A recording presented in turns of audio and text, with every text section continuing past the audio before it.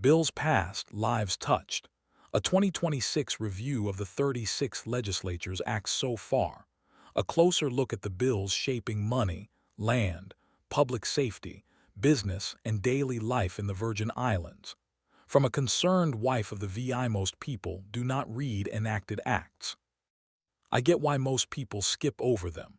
Enacted acts are not exactly light reading. They come wrapped in legal language, page after page of sections and subsections, and half the time they look like they only matter to one agency, one parcel of land, one business, or one government fund. But when you put the enacted acts of the 36th Legislature together, a bigger picture starts to appear. So far in 2026, the legislature has approved laws affecting wages, taxes, cannabis products, public land, government leases, zoning, hotel development, insurance regulation, WAPA streetlights, marine safety, tourism events, animal welfare, cemetery repairs, and public honors. These laws could affect how much some workers earn, how taxpayers settle old debts, what products can be sold in stores, how public land is leased or sold, where new housing or business development may happen, whether streets get lit, whether St. John has more reliable power, how students learn about mental health, and how the government handles public safety, development incentives, and public money. Because at the end of the day, these laws are not just government paperwork. They touch real people, real families, real streets, real bills, and the future we are all trying to build in the Virgin Islands. The big picture, practical laws but real accountability questions.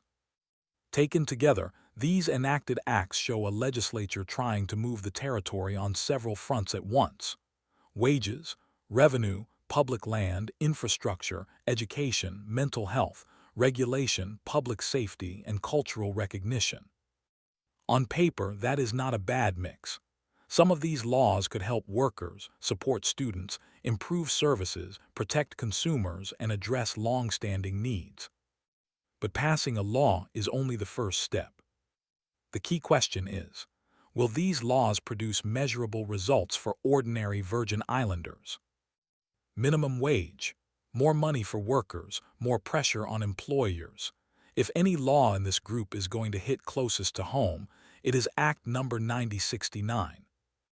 It raises the Virgin Islands minimum wage from $10.50 per hour to $12 per hour effective April 24, 2026. It then increases the wage to $14 per hour on June 1, 2027, and $15 per hour on June 1, 2028. After that, future adjustments are tied to the Virgin Islands Wage Board. For workers earning at or near the minimum wage, this matters immediately. A person working 40 hours a week at $10.50 earns $420 before taxes. At $12, that becomes $480. That is an extra $60 per week before taxes. Over a full year, that can matter for rent, groceries, gas, school supplies, and medical expenses. Work should help people live, not just survive. And in a high-cost island economy, that is the heart of the argument behind this law. But there is another side. Businesses, especially small businesses, restaurants, retail stores, and service providers will face higher labor costs. Some may absorb it, some may raise prices, some may cut hours, some may delay hearing. That does not mean the law is bad for the VI. But if it helps on paper while raising prices, cutting hours, or hurting small businesses, then we have only moved the problem somewhere else. We do not need a just print more money solution where it sounds good on paper but creates another problem in real life. Comparable research on minimum wage increases generally shows mixed but often modest employment effects. Higher wages usually help workers who keep their jobs. The risk is that some employers may reduce hours, raise prices, or hire fewer workers if the increase comes faster than the business can absorb. Tax amnesty, relief for some, revenue for the government. Act Number 9087 creates a 15-business day tax amnesty. The act says the Bureau of Internal Revenue must establish an amnesty waiving penalties and interest for certain unpaid taxes, including income and gross receipt taxes that became due before calendar year 2024, if taxpayers file required returns and pay the full outstanding balance during the amnesty period. It also directs the Lieutenant Governor to establish a 15-business-day amnesty for certain real property taxes. For taxpayers who fell behind because of hardship, hurricanes, business disruption, or financial stress, this could be a real opportunity. Penalties and interest can make an old tax debt feel impossible to clear. Waiving those charges may help people get back into compliance. For the government, the benefit is also clear. A tax amnesty can bring in money quickly. Instead of chasing old debts for years, the government may collect principal amounts now. Cannabis and intoxicating hemp, closing the Delta 8 and THCA loophole. Acts No. 9072 and 9079 address intoxicating cannabinoid products, including THCA, Delta 6 THC, Delta 8 THC, Delta 10 THC, and similar products. The concern is not just cannabis itself. The concern is the loophole.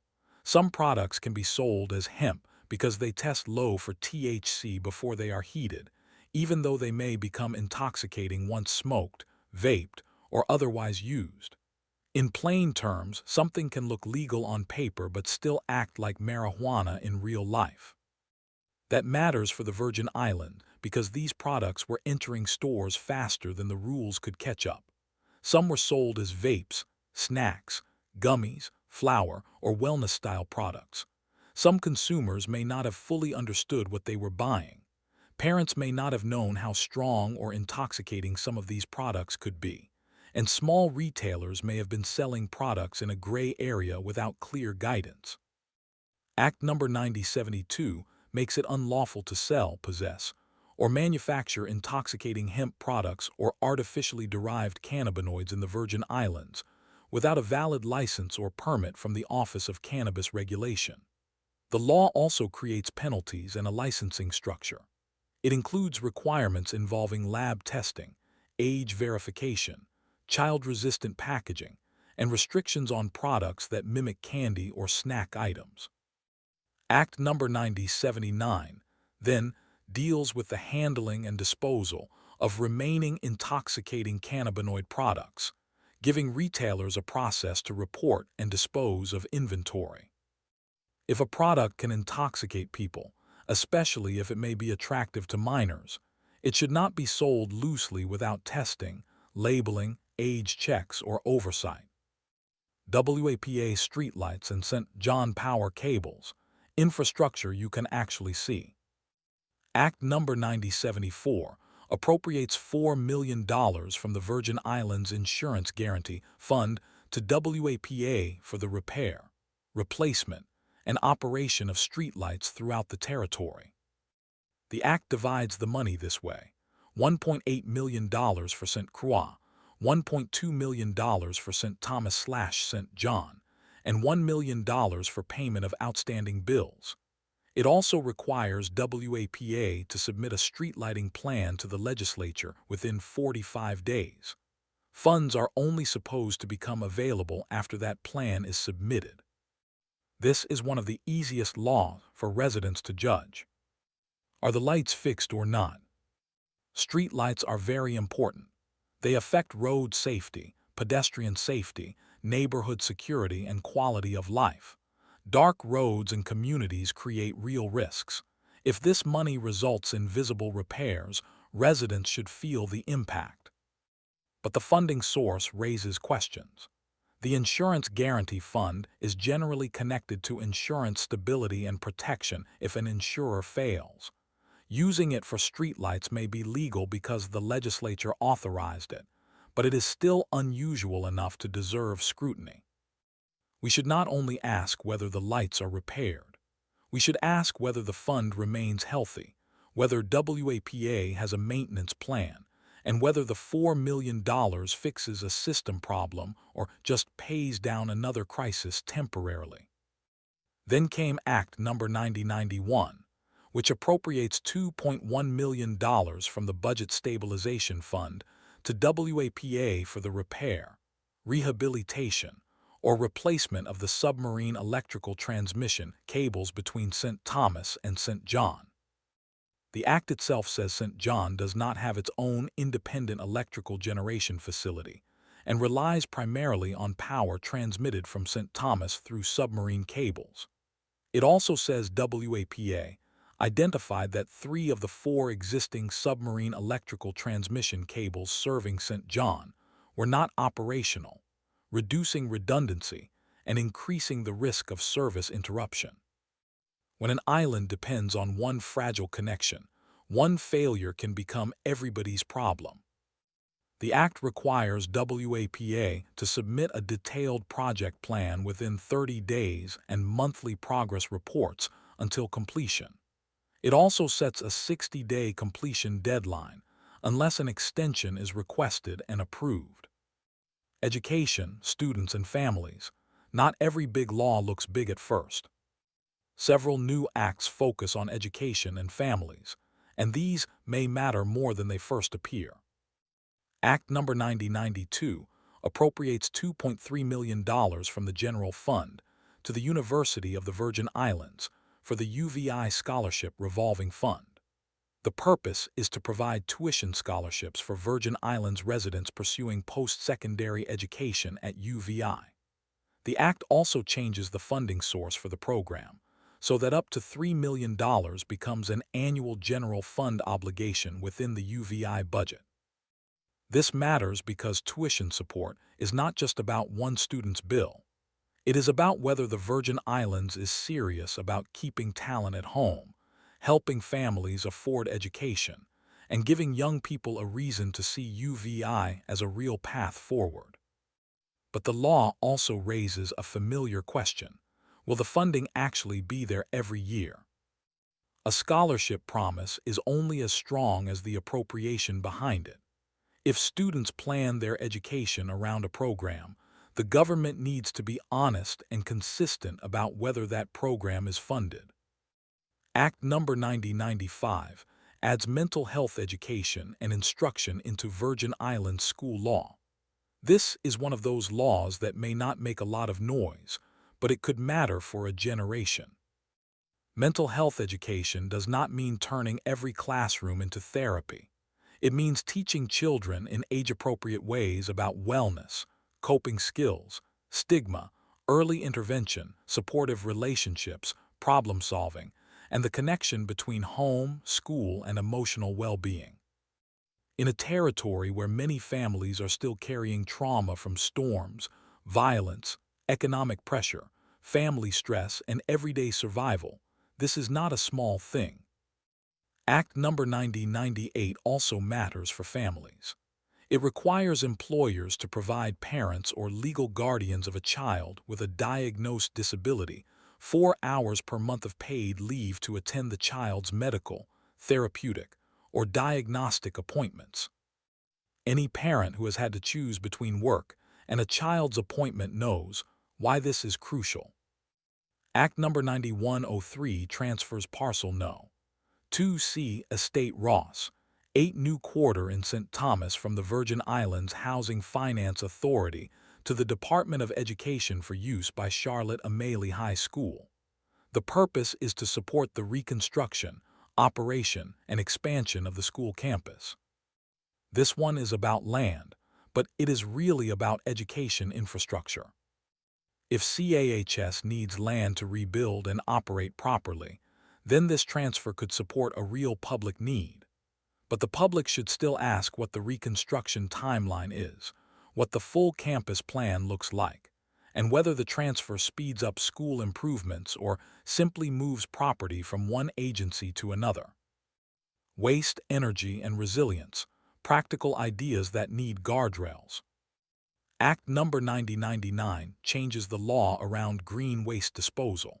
It authorizes the Virgin Islands Waste Management Authority and landfill operators to burn green waste using controlled incineration technologies, including air curtain incinerators or similar technology, subject to environmental laws. The Act also says other methods like composting, mulching, shredding, and reuse should be prioritized when available. Controlled incineration is supposed to be used when other environmentally safe alternatives are not available. Green waste is a real problem in the Virgin Islands, especially after storms or heavy clearing. Piles of vegetative debris can create fire risk, smoke problems, pest issues, and landfill pressure. So having a controlled way to dispose of green waste may help. But burning is still a sensitive word for people who live near disposal sites or have breathing issues. That is why the guardrails are important. The law includes requirements involving distance from residences, DPNR approval, air quality monitors, public access to monitoring data, and stopping operations if particulate matter levels exceed national standards. If this becomes safer green waste management, that is one thing. If it becomes smoke in people's neighborhoods without real monitoring, that is another. Act No. 9102 creates the Commercial Property Assessed Clean Energy Act, known as CPACE. In plain language, CPACE allows commercial property owners to finance clean energy, energy efficiency, water conservation, resilience, hurricane retrofitting, and similar improvements through a voluntary special assessment on the property. The attractive part is that it can help commercial property owners make upgrades without paying everything up front. That could mean stronger buildings, lower energy bills, renewable energy improvements, water efficiency, and better storm resilience. But this kind of financing also needs clear rules. A CPACE assessment can create a lien tied to the property. Property owners need to understand what they are signing, what happens when the property is sold, how priority liens work, and whether contractors and financing companies are properly licensed. Governor Bryan approved the measure, but also made clear that implementation should not move forward until additional rules and regulations are in place. That is a wise caution. Clean energy and resilience are good goals, but good goals still need consumer protection. Public money, retirement, hospitals, and elections follow the funds. Several new acts deal with where public money goes and how financial obligations are handled. Act No. 9101 redirects net bond proceeds from hotel development projects. Under the Act, 75% of any net proceeds from the sale of a hotel development project financed under the chapter would go to the government employees' retirement system, unless prohibited by federal law or bond covenants. The remaining 25% would go to the Virgin Islands Government Hospitals and Health Facilities Corporation. That is important because jurors and the hospitals are two areas where long-term needs are not theoretical. Retirees need a solvent pension system. Hospitals need funding. If public hotel development assets produce net proceeds, this law tries to direct that money toward two major public obligations. The public should still ask the obvious questions. How much money are we actually talking about? When would it be received? And what safeguards make sure the money is not redirected later? Act No. 9108 limits income tax refunds for Economic Development Program beneficiaries. The law says income tax refunds tied to income subject to economic development benefits cannot be paid to a beneficiary until cumulative income tax benefits received by that beneficiary have been fully offset. That sounds technical, but the idea is simple.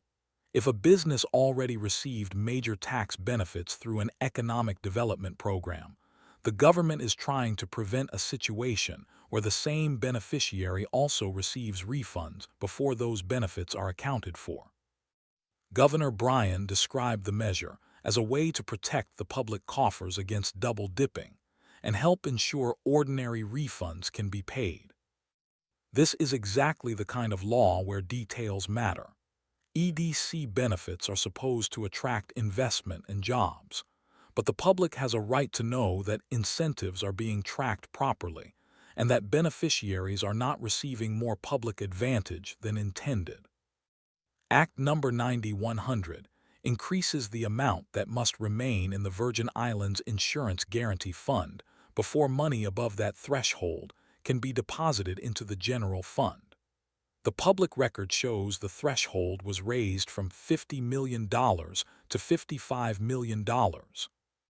This connects back to the earlier concern about using the Insurance Guarantee Fund for WAPA streetlights. If the government is going to use or redirect money connected to this fund, then it also needs to protect the fund's core purpose, helping protect policyholders when insurers fail. Act Number 9112 appropriates $400,000 from the general fund to the election system of the Virgin Islands for 2026 election operations. The funds remain available until expended. Election funding is easy to politicize, but the basic need is real. Elections cost money. Ballots, staffing, equipment, security, public notice, and operations do not happen for free. But because elections sit at the heart of public trust, this money should be tracked cleanly. Citizens should know what the $400,000 pays for and whether it is enough to run the election properly. Public land, leases, and services, what the government does with what it owns. Several enacted acts involve public land, leases, property sales, or coastal zone permits. These are some of the most important laws to watch because land is one of the Virgin Islands' most valuable public assets. Act Number 9070 approves a lease between the government of the Virgin Islands and PEO Productions, LLC, doing business as WSTA Radio, for sub-base parcels in St. Thomas. The act describes a 20-year lease with renewal options and an initial annual rent of $30,000. The public purpose is a radio station, radio tower, and related uses. Act Number 9071 approves a lease between the government and St. John Taxi Services Corporation for a parcel in Croix Bay, St. John. The act describes a 20-year lease, renewal options, and initial annual rent of $9,600. The property is to be used to operate a taxi stand and related purposes. Act Number 9075 approves the sale of parcel number 20, a hospital street in Christiansted, St. Croix, to Z Property VI LLC for $260,000. The act says proceeds are appropriated to DPNR's State Historic Preservation Office for grants to revitalize and rehabilitate buildings and structures in historic towns. Act Number 9080 approves a lease with Accent Property Management, LLC for parcels in Subbase, St. Thomas, to develop the premises and operate a slate of subtenant businesses.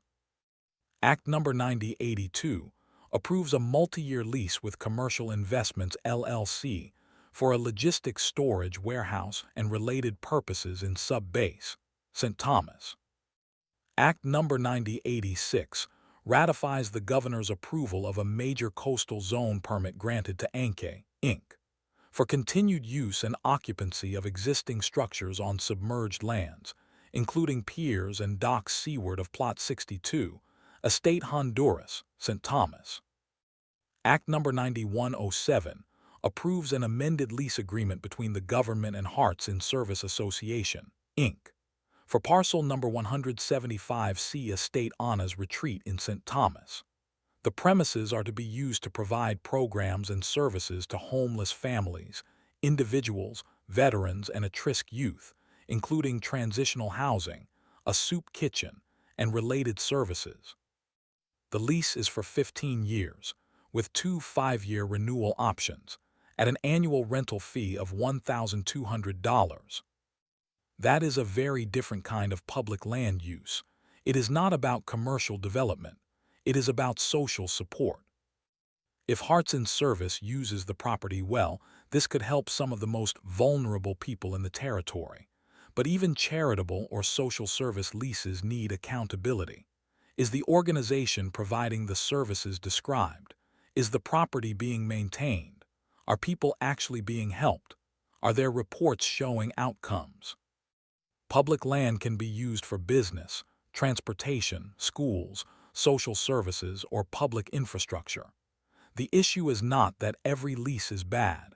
The issue is that every long-term use of public land should be clear, fair, and trackable. A radio station needs a site. Taxis need organized space. Historic towns need revitalization. Warehousing and logistics matter in an island economy. Marine facilities support boating and tourism. Homeless families and at-risk youth need services. Hotel development on St. Croix, growth tool or revenue trade-off. Act No. 9077 expands benefits under the Hotel Development Program for hotel improvement and expansion projects on St. Croix. This law could be significant. St. Croix has long needed stronger hotel capacity, better tourism infrastructure, and more consistent visitor spending. Hotel development can create construction jobs, permanent hospitality jobs, vendor opportunities, restaurant traffic, taxi demand, and new tax activity. But hotel incentives are not free. These programs often work by redirecting or rebating taxes and fees that the government would otherwise collect. That can be justified if the project creates more long-term value than the public gives up, but it should not be assumed.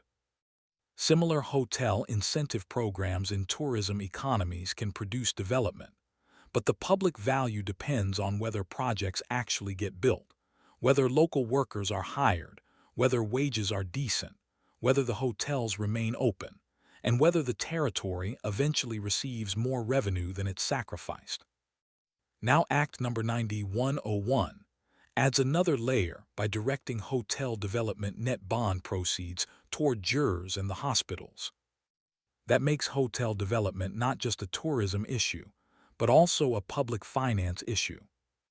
If hotel development succeeds and produces proceeds, the territory may be able to support retirees and healthcare facilities. If it does not, then the public may be left with promises, incentives, and still unmet needs. The citizens should watch the numbers, not just the ribbon cuttings. Zoning, not just lines on a map. Zoning laws can look boring until they change your neighborhood. The 36th Legislature enacted several zoning measures, and with the newer acts added, zoning has become one of the busier categories. Act No. 9081 rezones a portion of Estate Beeston Hill, South Portion, Company Quarter, St. Croix, from R1 residential low density to R3 residential medium density. The signed act also states that the property must be used exclusively for residential purposes. Act No. 9088 rezones a small Smith Bay parcel in St. Thomas from A1 agricultural zone to R3 residential medium density. Act No. 9089 grants a zoning use variance to Plot Nos. 24B and 24D, Estate Body Slob, King Quarter, St. Croix, to allow for a bus and passenger terminal. Act No. 9090 rezones several Strand Street plots in Christiansted Town, St. Croix, from R3 residential medium density to B1 business secondary neighborhood. Act No. 9104 rezones Parcel 15 Estate Susannaberg, No. 17 A Cruz Bay Quarter, St. John, from R4 residential medium density to R3 residential low density, as described in the signed act. Act No. 9105 grants a zoning use variance from the P public zoning designation for Parcel No. 300B Revised Cruz Bay Town, St. John, to allow the construction and operation of a car wash. Act No. 9106 rezones Parcel Nos. 11F and 11G Estate Penitentiary Land, Company Quarter, St. Croix, from R3 residential medium density to P public. Act No. 9109 rezones Plot Nos.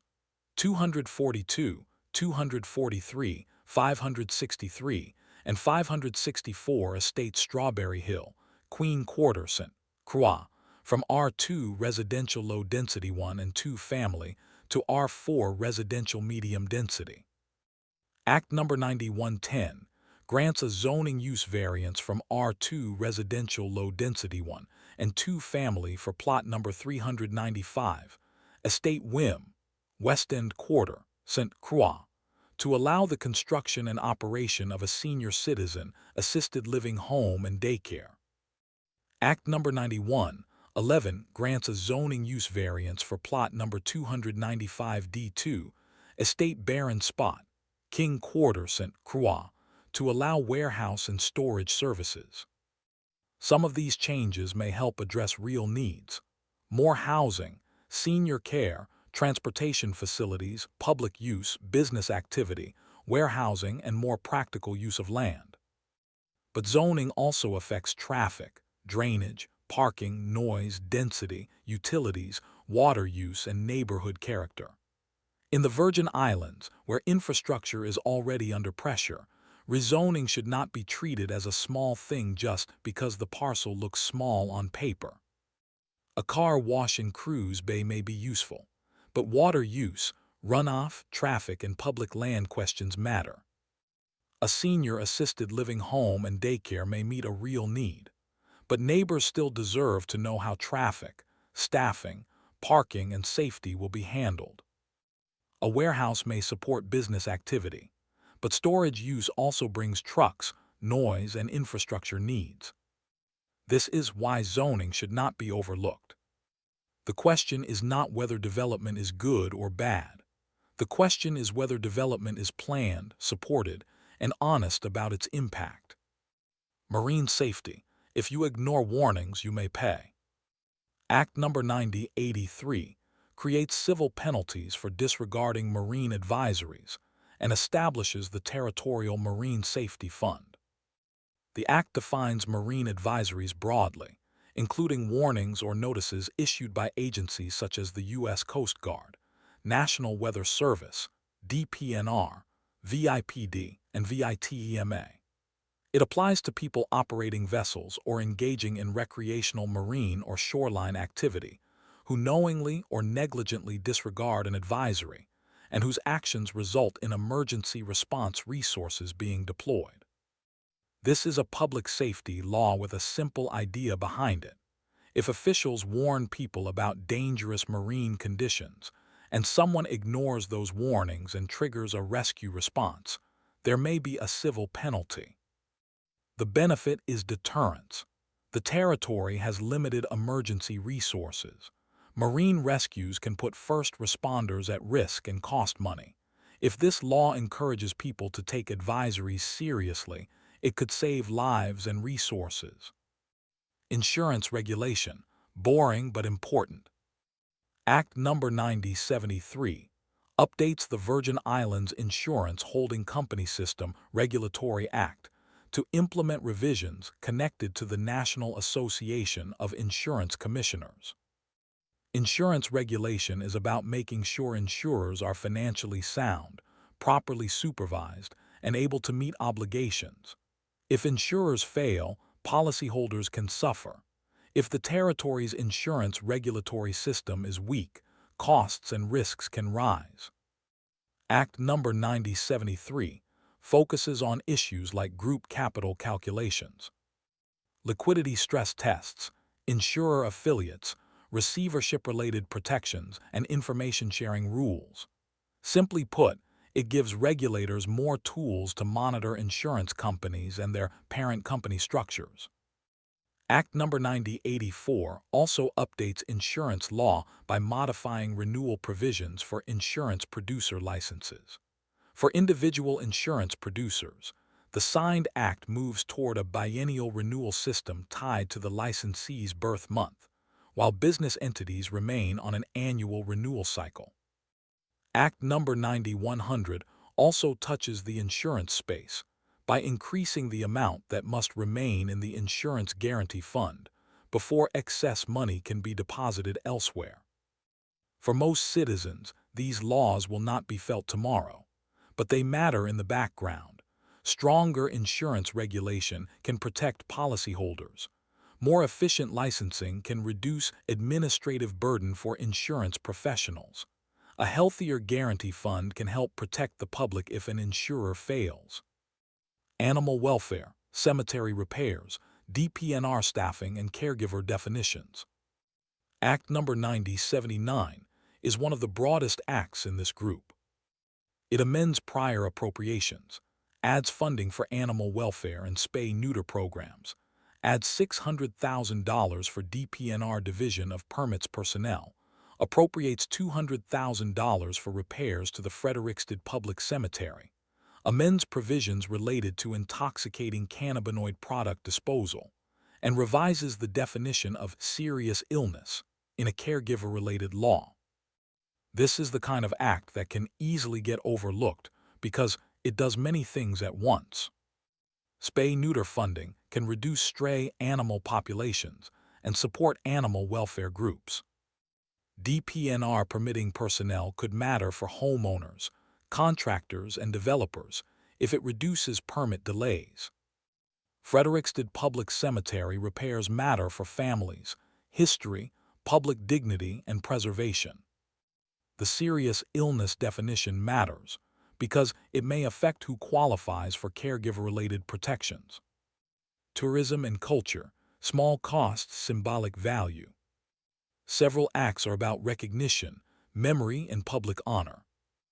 Act No. 9076 designates January 27, 2026, as St. John Legendary Rhythm and Blues Cruise Day, and appropriates up to $35,000 from the Tourism Advertising Revolving Fund for festivities. Act No. 9078 honors and commends Alva Alphonse Swan, also known as Coach Tumba, for his contributions to basketball in the Virgin Islands and bestows upon him the key to the territory. Act No. 9085 honors former Senator Lorraine L. Berry posthumously and renames Hull Bay Road on the north side of St. Thomas as Lorraine L. Berry Drive. It also appropriates $10,000 for signage. Act No. 9093 honors and commends Stephen Van Beverhout for his years of dedicated service and names the office of the Virgin Islands Inspector General Building, the Stephen Van Beverhout Inspector General Building. Act No. 9094 honors and commends Dilsa Captville for her contributions to social services and advocacy for abused women and children, and renames the Belongo Bay Head Start Facility the Dilsa Captville Head Start Facility. Act No. 9096 honors and commends Janesha John for achievements in entertainment, modeling, television production, and her role as a cultural ambassador and trailblazer. Act No. 9097 honors Detective Delbert Phipps Jr., posthumously for his service with the Virgin Islands Police Department and renames a portion of Hospital Gade as Detective Delbert Phipps Jr., Memorial Street. The act also appropriates $5,000 for signage. These laws do not reshape the economy, but they do shape public memory. The Virgin Islands should honor its people. Coaches, public servants, law enforcement officers, advocates, cultural figures, entertainers, and community builders are part of the territory's story. Road names, building names, keys to the territory, plaques, and official days communicate what a society remembers. The concern is not with honoring people. The concern is balance. Do ceremonial laws receive more energy than measurable improvements and follow-ups? What these laws say about the direction of the territory. Taken together, these enacted acts show a legislature trying to move the territory in several directions at once. Raise wages, collect owed revenue, open public land for development and services, tighten regulation where the rules have fallen behind, fund infrastructure, support education, address visible public needs, and still make room to honor Virgin Islands history and culture. That is not a bad mix on paper. Some of these laws could help workers, students, families, retirees, businesses, drivers, boaters, and communities. But the real test is not whether a law sounds good when it passes. The real test is whether it works after the ink dries. From a concerned wife of the VI. Subscribe to receive more updates on VI-related matters like these.